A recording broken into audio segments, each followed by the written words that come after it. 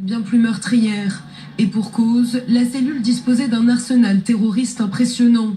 120 bonbonnes de gaz butane retrouvées dans la maison d'Alcanar qui leur a servi d'atelier de fabrication d'explosifs. Le processus de déblaiement est très long. Pourquoi ? Parce qu'il y a des matériaux explosifs, il y a des bonbonnes qui apparaissent dans les débris et c'est la raison pour laquelle ce processus doit être fait par couches. Et chaque fois que nous découvrons quelque chose, les démineurs doivent agir et c'est un processus très lent qui va probablement durer pendant des jours. Autrement dit, le premier jour, nous n'avons pas vu 120 bonbonnes de butane, nous en découvrons au fil des jours. Les démineurs viennent également de découvrir des traces de TATP, cet explosif régulièrement utilisé par l'État islamique. C'est cette explosion accidentelle survenue mercredi soir qui a poussé le commando à passer à l'acte précipitamment. Les cibles prévues étaient initialement le quartier de Las Ramblas, finalement attaqué par un véhicule bélier, mais également la basilique Sagrada Familia. Un troisième lieu devait certainement être frappé. Les terroristes avaient loué 3 véhicules, sans doute destinés à devenir des véhicules piégés. Un autre flou demeure, où se trouve Younes Abou Yacoub. Les autorités espagnoles n'ont pas la certitude qu'il est encore en Espagne.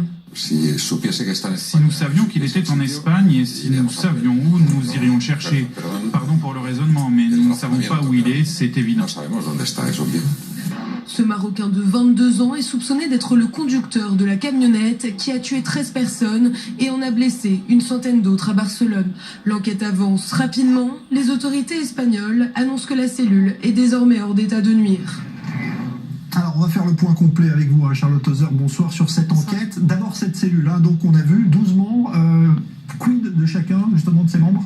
Alors écoutez, il y a d'abord ceux qui ont été arrêtés. C'est le cas par exemple de Drissou Kabir, 28 ans, on se souvient de lui, c'est l'homme dont la photo avait circulé dans tous les médias le soir même de l'attentat. Lui, il s'est présenté de lui-même au commissariat, il affirme qu'il n'a rien à voir dans cette affaire.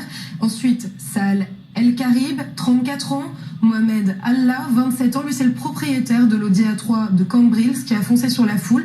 Tous les trois, ils sont originaires de Ripoll, il résidait là-bas, et Mohamed Ouli Chemlal, lui qui vivait à Alcanar, qui a survécu à l'explosion qui a eu lieu mercredi soir.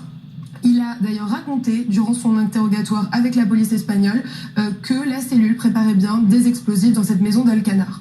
Ensuite, il y a ceux qui ont été tués à Cambrils. Cette fois, Moussa Oukabir, le frère de Drissou Kabir, donc il est âgé de 17 ans. Saïd Allah, 19 ans. Lui, c'est lui qui conduisait cette voiture, cette Audi A3. Sa carte bleue a été retrouvée dans le Renault Kangoo qui a été loué par cette cellule. Ensuite, Mohamed Hichami, 24 ans. Omar Hichami, mineur, son frère. Et Hussein Abou Yacoub, mineur, le jeune frère de Younes Abou Yacoub.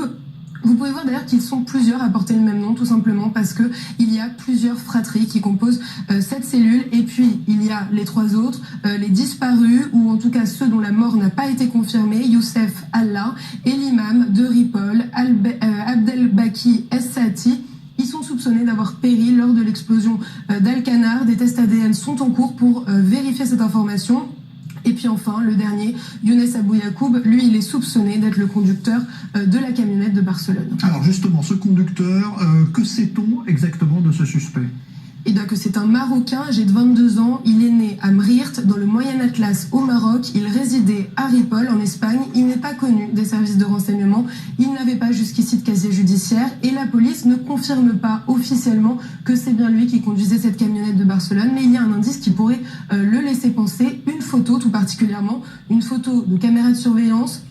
Elle a été prise dans une banque de Ripoll la veille de l'attentat et on voit ce fameux Younes qui porte un haut rayé et ça rappelle l'avis de recherche qui avait été diffusé quelques minutes après l'attentat, un avis de recherche de la garde civile espagnole qui mentionnait un homme d'1m70 qui portait un polo blanc et bleu à rayures. Les autorités ne savent donc pas si c'est bien Younes Abou Yacoub qui conduisait le véhicule, mais les contrôles routiers sont renforcés à la frontière avec la France pour éviter qu'il ne puisse passer si ce n'est pas déjà fait. Il est soupçonné d'avoir pris la fuite dans le métro juste après l'attaque et les autorités ont visionné des heures de vidéocaméras de surveillance. Elles n'ont pour l'instant pas de piste d'où il se trouve exactement. Alors on ne sait pas où il est, en revanche on a une certitude, c'est qu'il n'est pas parmi les corps qui ont été retrouvés dans la maison d'Alcanar qui a explosé. Tout à fait, c'est pas possible tout simplement puisque c'est lui qui a loué les 3 véhicules qui ont servi aux 2 attaques le jeudi. On sait qu'il était bien à Vic. Vic, c'est une petite ville qui se trouve à 70 km au nord de Barcelone et il a loué ces 3 véhicules dans l'après-midi, quelques heures avant l'attentat. En revanche, on peut se poser la question des complicités puisque les autorités s'intéressent à un voyage qu'il a effectué en Suisse, à Zurich. On sait qu'il s'y est rendu avec un autre membre de cette cellule. On ne sait en revanche pas s'il s'agit de Mohamed Hichami ou de Youssef Alalla. C'est encore flou. Et puis il y a Moussa et Drissou Kabir qui, eux, ont de la famille, qui résident à Marseille. C'est des questions que les enquêteurs sont en train de se poser en ce moment. Je vous propose d'écouter également une déclaration de la mère de Younes Abou Yacoub qui est traduite par la cousine de ce suspect.